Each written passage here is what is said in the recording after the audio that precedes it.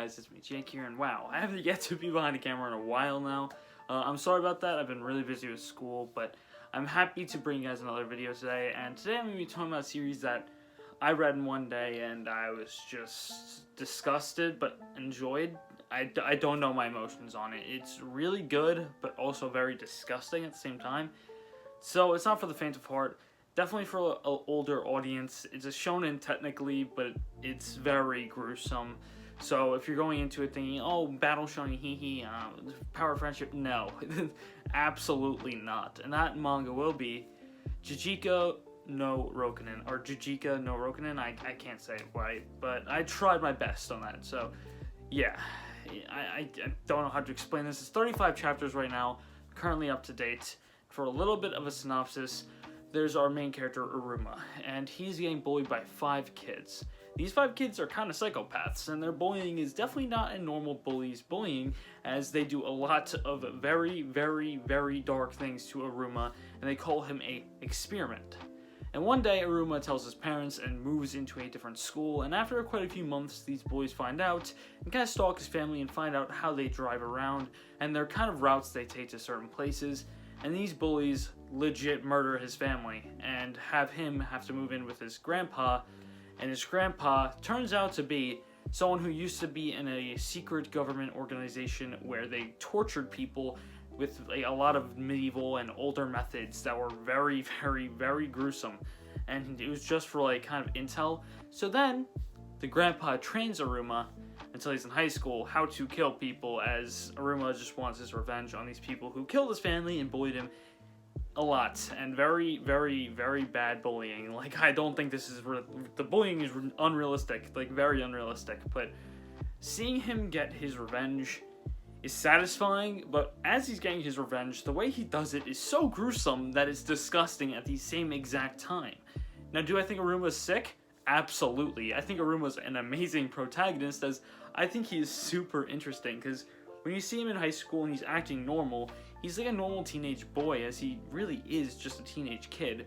But when he's on the hunt, like, absolutely different character. His eyes go shallow, and you just see him kind of go insane when he's torturing these people, and oh my god, it's actually insane to see the kind of contrast a character can have in 2 different scenarios, and Iruma is a perfect example of this. His fighting skills, his strength, they're all insane.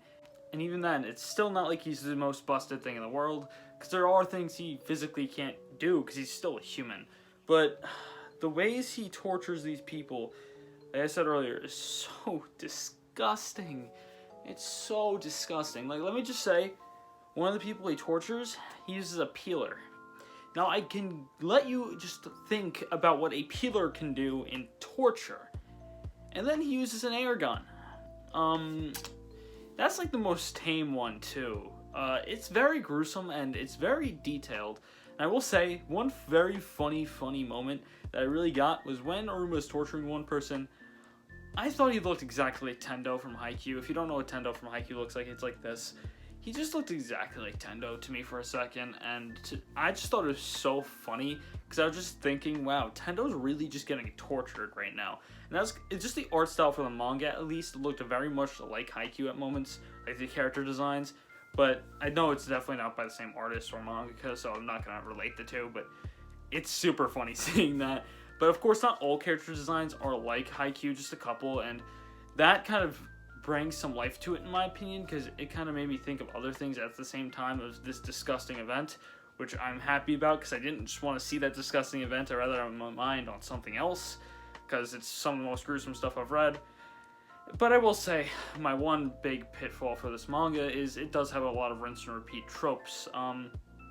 They deal with a lot of sexual assault with a lot of characters, and then torture right after. It's a lot of that kind of rinse and repeat, but with the most recent arc, with the like chapter 25 to 35 arc that's currently going on, I can see it taking a different turn, and I really, really, really enjoy that. And I cannot wait to see what the future of Jijiko no Rokunin really has. I know this kind of was big in the manga community like a month or 2 ago, but I never actually decided to read it. I watched Forever World's video about it, but I never actually read it until now. And I am pleasantly surprised, and I'm actually happy I did, even though it is the story it really is. I had a lot of enjoyment reading it. Now, would I suggest it to everyone? absolutely not. If you're a fan of more darker series and more like above like seinens and like very dark seinens, I would definitely suggest Jijiko no Rokunin. But if you're just like someone that likes like Bleach, One Piece, Naruto, no. I'm sorry, it's not gonna be for you, I'm guessing. If you're into those kind of like battle shonens, now I'm not saying if you're into battle shonens it's bad. I mean, 95% of my collection is battle shonen, so I'm not saying if you like battle shonen you'll hate it, but I'm saying that you probably won't like it as much. Now, if you don't know, I like dark series a lot too. I mean, Berserk's my number 1, and Flowers of Evil is like my number 5. So, I mean, if that says anything about that, then yeah, I do like darker series, and I will say, Juujika no Rokunin is nowhere near my top 10, but it's still very good. I'd still give it a solid 8 to 8.5, and as time goes on, I can see it going up, because there's a lot of possibilities this manga really has. Now, it was monthly, and now it's bi-weekly, I believe, so like, the first 10 chapters are monthly, and after that, I went to a different magazine where it's bi-weekly now, so the chapters are like half the length of the first 10-ish, but it's still very good, and I cannot wait to see what they have in store for the future, because like I said earlier, there's a lot of possibilities, and they have a pretty open world right now. Like, there's a lot they can do with this world, and the characters that are inhabiting it are very interesting, and there's a lot they can do with a lot of different characters. Like, there's this one detective character that can have a lot, and I mean a lot, of impact on the story, or not at all, because there's a lot of depth, and there's a lot of things that they can do within the story that makes it so interesting to me. And I cannot wait to see where it goes. I hope it takes a more psychological route, because yes, it is psychological now, but I hope it goes way more in depth with it as more people keep getting tortured and Aruma keeps growing and growing and growing. And kind of, I want to see how he would break even more. Even though that sounds kind of bad, but as you can tell, I'm kind of repping a ReZero shirt, so seeing someone brain get messed up and like them kind of break is something that I think is kind of enjoyable, because it shows a humanistic aspect to that character. I will say, after how much stuff Aruma has seen, he's definitely not happy, and he is definitely mentally not stable. He is definitely not stable. But I will say it's pretty enjoyable seeing how Aruma does develop and how he takes his revenge and avenges other people, and seeing what he does to really kind of get his revenge is very disgusting, but also kind of satisfying, because you're finally seeing these people get what they deserve. Now, is it what they deserve fully? The pain they go through is definitely extraordinary, and the way that he's torturing these people is absolutely disgusting, but in the end, they did murder multiple people and sexually assault a lot of people, so I would say the pain is probably deserved on their part, but I love seeing him and his grandpa also talk to each other, because seeing how his grandpa kind of talks to him and how he treats him after so many years of training him is really interesting to me, and how he's still kind of going through a training process, even though he's basically insane at killing already and insane at torturing and can do really probably a lot of things that his grandpa can do.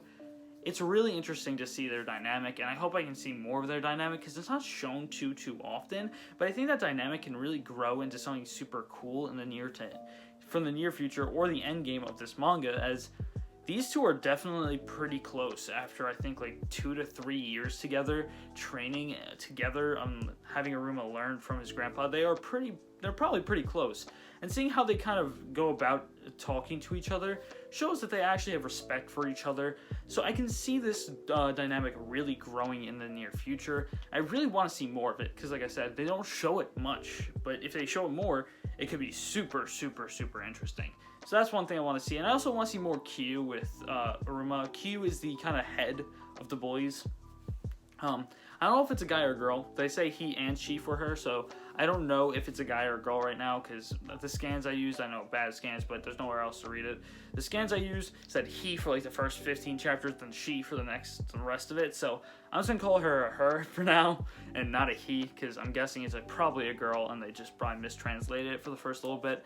But she hasn't really shown up around Aruma much, other than the beginning, so I kind of want to see how their dynamic will also go, because of course Aruma wants to kill her, so I want to see how that would go about, because we haven't really seen them confront at all, but I feel like that would be the most climactic part of the story. Like, that's where it's going to build up, and that's where they kind of have to do it at some point, not at the very end, but at some point to build that tension, which I think that they'll probably do, but I just can't wait for it.